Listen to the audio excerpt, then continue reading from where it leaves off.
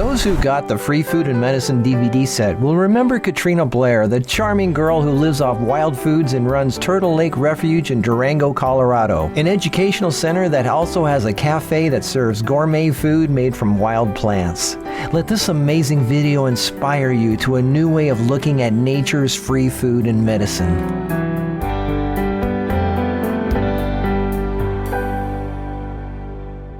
You think you've got some plants in your house? Katrina's house is dripping with plants, a house that, by the way, she built herself from recycled materials.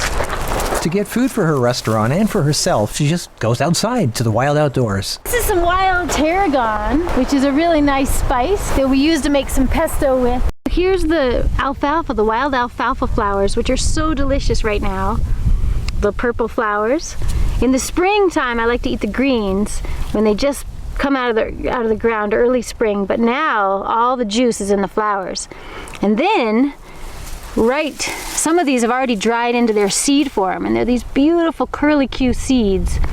And if you pick them and open them up, there's tiny little alfalfa seeds that are coming out. And we like to sprout these, just like the alfalfa seeds you'd buy in the store, but these are the wild varieties. This is Russian olive, and they're delicious. I was actually going to harvest some today. Wild rose and the dogwood, and then this cleavers, which is like a growing ivy, and some horsetail. And the horsetail, this is one of the richest sources of silica, and I love chewing it because every time you chew it, it helps rebuild the strength of your enamel on your teeth. But I also like to collect it and dry it into a powder, and then use it in my winter powder for the winter too. Here we have a gorgeous stand of burdock, and the burdock root, we have it wild everywhere around here, but it is a delicious, delicious food, like a carrot or a potato, but you can just eat it right out of the ground. This is the wild watercress right here. Thank you. So we're gonna harvest a little bit of this and give it to our people that are part of our Wild Food CSA. They have a share of the farm, so they pay a little money up front, and then every week they get delivered a goodie basket. Exactly. Community farming. Community farming, yeah. So we're just doing it with a wild twist. So this is watercress. We do a mixture of some selling at the farmer's market and selling it to the stores and restaurants, but a lot of education. So like this Saturday, we're having a wild food feast, and a huge amount of people are just our guests because they're students and teachers of our Living Soil program, which is like an 8-month wild food course. So they're all of our guests, but then we opened it up to the public for a $20 suggested donation too. So some of it will go to our dinner this Saturday. So you're obviously not in it for money. Obviously we're not in it for money. Well, how can you when it's all free? I know. To begin with, it's like the only thing we care about is keeping it going, keeping the wild food available, and protecting our wild places so we can continue to sustain this way. So what's weeds to one person is a feast for you. Yes, so this is the mustard family, and mustards, when you eat mustard, stimulate your creativity, all your circulation as well, but it's a great thing, mustard flowers, to throw in your water when you're about to write a book on wild plants especially. There's 3 keys to harvesting wild, and the first one is always ask permission from the plants. Because they're so brilliant and so intelligent, and when you make that connection, it brings you energetically into a harmony with them. And then when they say yes, they really are giving their entire being and spirit and medicine and wisdom to you. The second thing is only harvest what you need, never more. And that's a way to honor the ecosystem so that they continue to sustain and keep giving back. And then the third is always say thank you after you harvest. You don't need to eat as much food when you eat wild food because it's so potent and full of nutrition that you are free to do a lot of other things with your life besides just eating. This is a type of wild sage, and it's just a fantastic thing to keep your environment clean. Yeah, it's like desert sage, really yummy. Our next stop was the farm. Katrina's farm is not exactly what most people would consider a farm. Yeah, okay, cool. I don't know. So we want to do the cheese separate. Something special with these little guys? Yeah. So welcome to the Turtle Lake Organic Community Farm. And today, here on the farm, we're harvesting wild mallow. We have some amazing wild foodists here amongst us who are harvesting this amazing delicacy. Will you show them the really delicious cheese wheels. Like that's the fruit of the mallow. This little guy right here, which we're gonna pickle. Mallow cheese wheel. We have some homemade apple cider vinegar that we made from apple juice. It's like half vinegar, half water, and a little salt, and maybe some garlic, which would be fun. To most people, this is a weed. To most people, this is called pigweed. Yeah. And it is one of the most abundant food crops that we have growing naturally everywhere. And people pay a lot of money for this in a health food store. And then, yeah, that's right. They pay a lot of money to get rid of it, and then pay a lot of money to get it back. In addition to the wild amaranth, right here is our wild quinoa. And this is a lamb's quarter. And then this turns into a local variety of quinoa that we harvest once the plant dies totally back. We eat the greens of all these plants when they're young, and then we harvest the seeds once it dies back and goes to seed. We also gather the thistle, and this thistle plant, we pop up the root and we wash it and then dry it for tea. And the thistle root is one of the best things that supports the vitality of our liver. So drinking the thistle root is awesome, but we also juice all these greens. The prickly part? The prickly part. We make a thistle lemonade for the farmer's market. We just add apples, lemon, and the thistle blended with water, and then we strain out the prickles, and it makes a delicious, delicious green juice. So this is smartweed, and it's a wild buckwheat that it tastes like a lemony spinach, and we harvest these to make green chips. So it's kind of preparing for the winter too. Before they all turn yellow and die, we harvest them while they're still green, and then we dry them. But we actually add a little marinade sauce and massage them with this yummy sauce and then dry them. And they store really well, and they're delicious. Thank you. I mean, there's so many different parts of the thistle that I love to eat, but this part where it's in its beautiful flower form, it's really sweet. So I like to pick these little flower heads and just chew them. And once you get past the hairy part, it turns sweet. And it turns into like a sweet little gum. So it's a great thing to just chew while you're gardening. This plant is another kind of wild lamb's quarter. It's called orak. It's a wild spinach. It's my favorite kind of green. And these seeds are edible, but I end up just sprinkling them around because I like to keep, growing them again for the green. Chickens take care of the garden. They just roam freely, tilling the soil, fertilizing it, taking care of the bugs. It's amazing how nature can keep everything in balance. With our dandelions, we make dandelion pesto.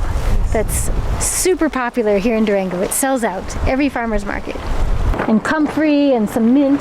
And these borage flowers are just so special and delicious, and they're known to bring on courage. So if you need an extra dose of courage, eat your borage flowers. A little tender Jerusalem artichoke. So this is a root, a tuber. It's a tuber. Jerusalem artichokes are, well, this is it right here. Here's the plant. Here. All of these actually came from our compost. All these seeds. Yeah. All these orange squashes. That one too. And which is fun because there's like a whole variety that showed up. What's great is you just sit back and nature does all the work. You never know what you're going to have the next day. Who needs gardeners when you've got nature? Once you know what you're doing, you realize how limitless your food supply, your medicine, and your resources really are. So here on this wild, wonderful farm, we have like hundreds of fruit trees, and there's like plum and apple and cherry and apricot and pear. But then we also have a lot of the native varieties like hawthorn and serviceberry and chokecherry and the buffalo berries and the wild plums too mixed in. Every fruit tree becomes like the center of the garden. So we plant, all these different crops around it. And that way when we water, we're watering the fruit tree and the squashes and the potatoes and the peas and the strawberries, it's all mixed in. Katrina's grocery store is the wild outdoors, and it's all free and as fresh as you can get. Most people would look at this and go, that's just a bunch of nasty weeds. But wait till you see the magic that these people perform. The people at the Turtle Lake Refuge Cafe are nothing short of culinary artists, and they will totally turn around your views of wild plants. Or maybe we'll just salad. Maybe I could put it in the soup. What about a daikon root? Can you use a daikon root? Ooh.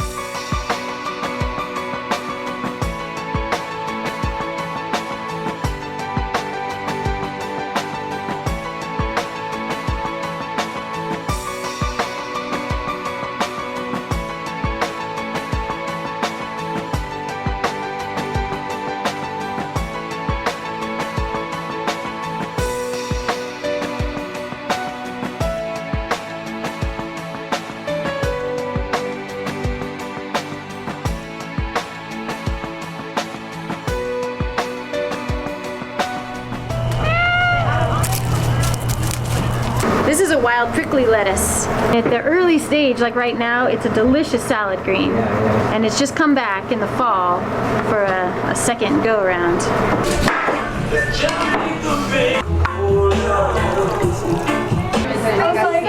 Oh my God, I can't believe it. We're making bread.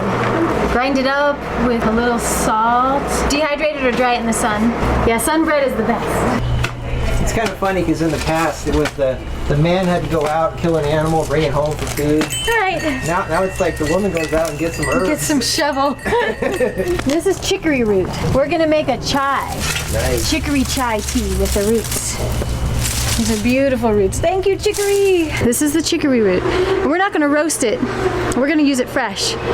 We're gonna blend it up in the blender with some coconut flakes and make a milk, a chicory root coconut milk. And then we add spices like cardamom and cinnamon, cloves, and ginger, and a little honey, and strain it out, and that's our chai tea.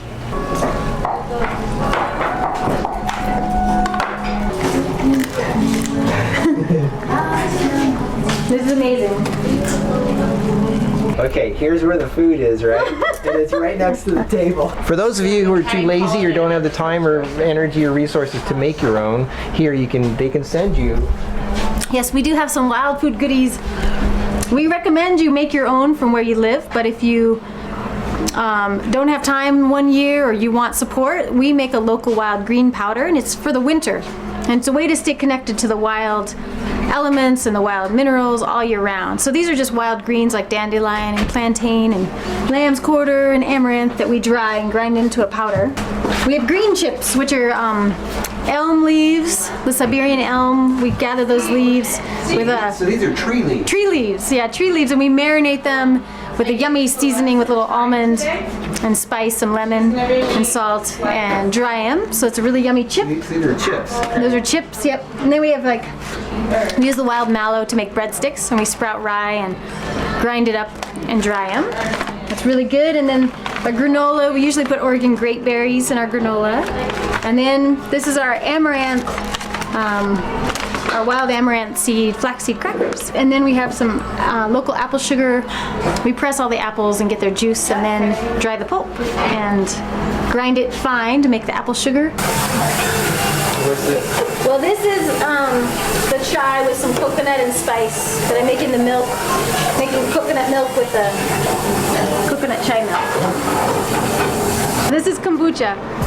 People in the program have made for them every week a package with food, medicine, and even a flower arrangement. 10 families, each buy a share, and each week we make them a basket with a variety of like wild greens, tomatoes, green drink making stuff, fruit that we've foraged, and tea. It's been almost 10 years that we've been supplying all the public schools with the microgreens. I dug up a burdock root and chopped it up really fine and mixed it in with walnuts and sun-dried tomatoes to give it like kind of a more meat-like texture. So it's beets, walnuts, burdock, Sun-dried tomatoes, and then some spices. So I added salt, cumin, and chili powder. This is a pico that's made with tomatoes and daikon radish. And then we have a sour cream that is made from cashews and lemons. it's fresh. Very, very good. Wow, this looks delicious.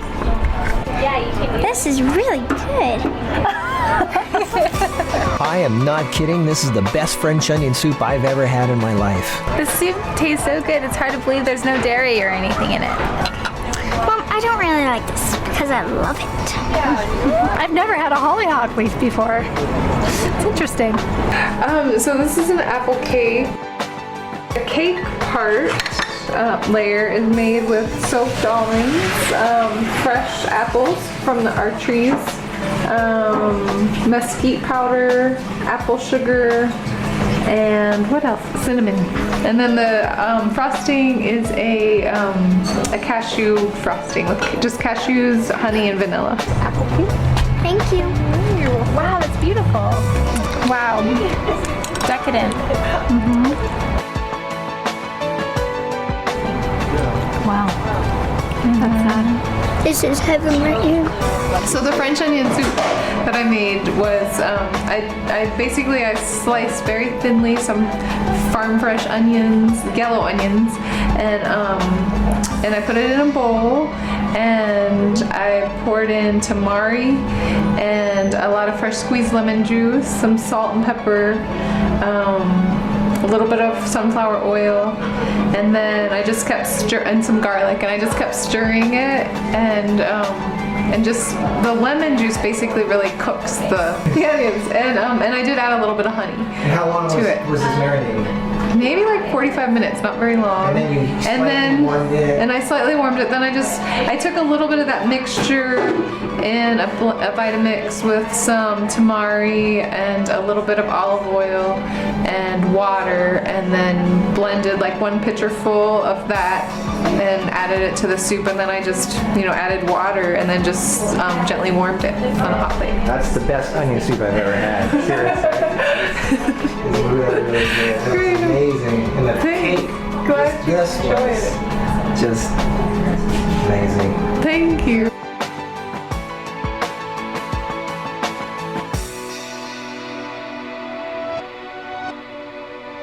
What do you do in the wintertime? How do you eat, especially raw fetus? Yeah.